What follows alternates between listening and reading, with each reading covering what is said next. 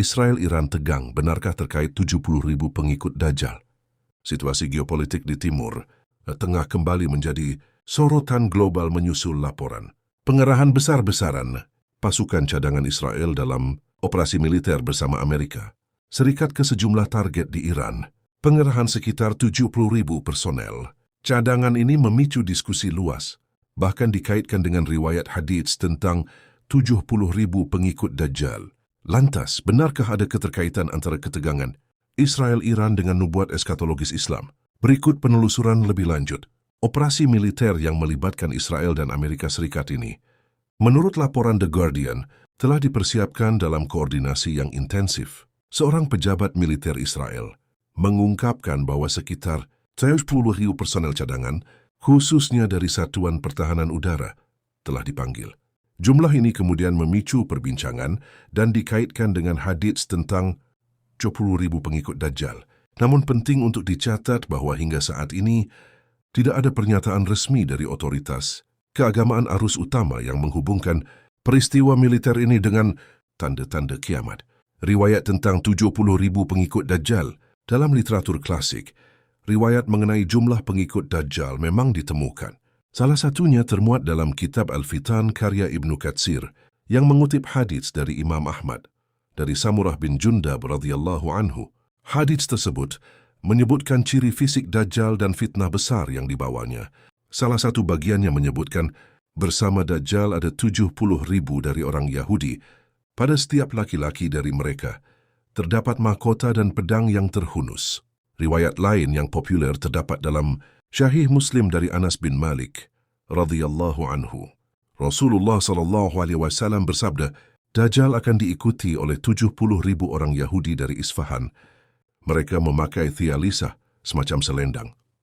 Perlu digarisbawahi, teks hadits menyebut angka tersebut dalam konteks peristiwa akhir zaman yang bersifat gaib, bukan dalam kerangka konflik geopolitik modern. Dajjal sebagai tanda besar kiamat. Dalam kajian akidah Ahlus Sunnah, kemunculan Dajjal merupakan salah satu tanda besar kiamat, Asyra'ath al-Kubra. Hal ini ditegaskan dalam berbagai riwayat sahih, termasuk dalam Sahih Al-Bukhari dan Sahih Muslim. Allah Subhanahu wa Ta'ala berfirman dalam Al-Quran, Hal yanzuruna illa as-sa'ah an ta'tiyahum baghtatan faqad ja'a asyratuha. Artinya, mereka tidak menunggu melainkan datangnya hari kiamat kepada mereka secara tiba-tiba, karena sungguh telah datang tanda-tandanya. QS Muhammad 18. Ayat ini menjadi rujukan bahwa tanda kiamat akan muncul, namun detail waktunya tetap menjadi rahasia Allah. Para ulama mengingatkan agar umat Islam tidak tergesa-gesa mengaitkan peristiwa besar dengan tanda kiamat. Dalam An-Nihayah fi Al-Fitan wal Malahim, Ibnu Katsir menjelaskan bahwa fitnah Dajjal memiliki ciri-ciri spesifik dan terjadi dalam rangkaian tanda besar lainnya, seperti turunnya Nabi Isa AS. Imam An-Nawawi dalam Syarah Sahih Muslim menjelaskan bahwa hadits tentang Dajjal harus dipahami sebagaimana zahirnya tanpa menafsirkan spekulatif pada peristiwa tertentu, kecuali ada dalil yang jelas. Ulama kontemporer seperti Yusuf Al-Qaradawi mengingatkan bahaya takwil politis terhadap nas-nas eskatologis.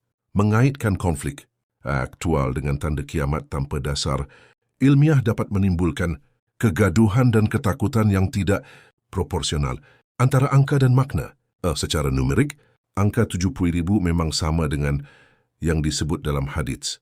Namun kesamaan angka tidak otomatis menunjukkan keterkaitan makna. Dalam ilmu hadis dan usul fiqh, pemahaman terhadap nas harus mempertimbangkan konteks asbab al-wurud, kualitas sanad, serta penjelasan para ulama. Tanpa itu, penarikan kesimpulan bisa bersifat spekulatif. Hadits tentang 70.000 pengikut Dajjal berbicara tentang fase akhir sejarah manusia menjelang kiamat, bukan tentang satu episod konflik regional tertentu. Sikap bijak menghadapi isu akhir zaman. Fenomena viralnya isu ini menunjukkan besarnya perhatian umat terhadap tanda akhir zaman. Namun Islam mengajarkan sikap kehati-hatian.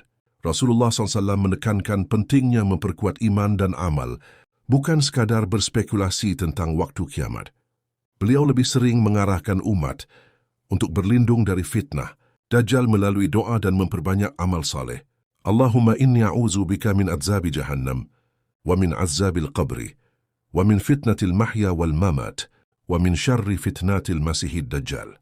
Artinya, Ya Allah, aku berlindung kepadamu dari azab neraka, dari azab kubur, dari fitnah hidup dan mati, serta dari keburukan fitnah Al-Masih Dajjal. Konflik di Timur Tengah membawa dampak besar bagi stabilitas global, namun mengaitkannya langsung dengan hadits tentang 70.000 pengikut.